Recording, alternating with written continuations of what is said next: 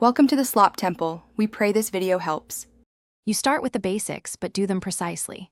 First, verify other websites load. If they do, ping 8 to confirm IP routing.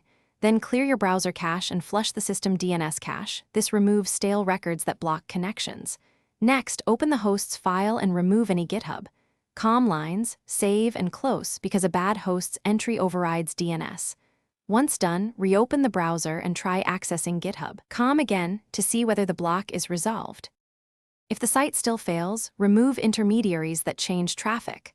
Turn off VPNs, proxies, and browser extensions because they can break TLS negotiation.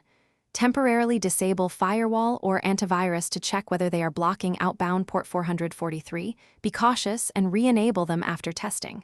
Change your DNS to a public resolver like 8 or 1.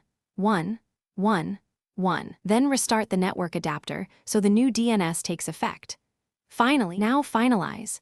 Confirm GitHub itself isn't down by checking a status report, because local fixes won't help if the service is offline. Inspect any SSL or certificate errors in the browser, clear HSDS entries, or try a fresh browser profile if the certificate chain is corrupted.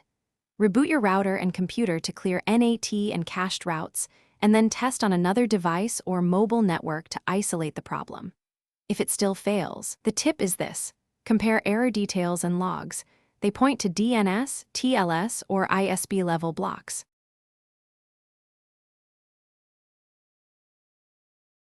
Thanks for watching.